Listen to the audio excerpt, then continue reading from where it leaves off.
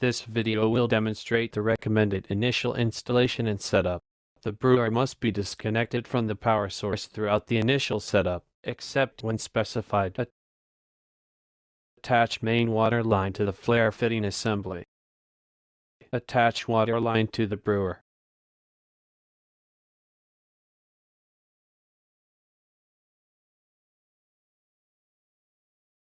Turn on water supply. Verify there are no water leaks present.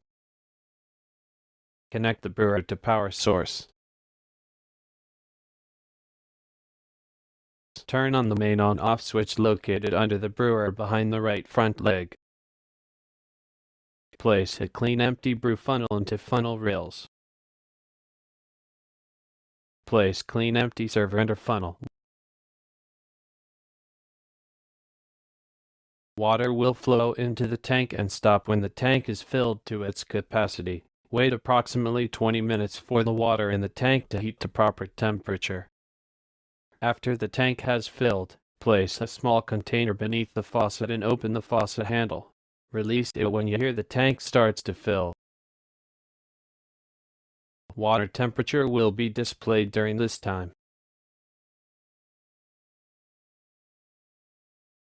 When the water temp is at operating temperature, ready to brew, will show.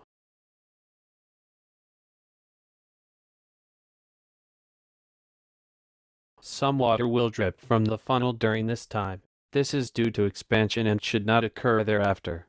Water volumes and flow setting have been preset from factory. Refer to operation manuals should the volume need to be changed. The brewer is now ready for coffee brewing.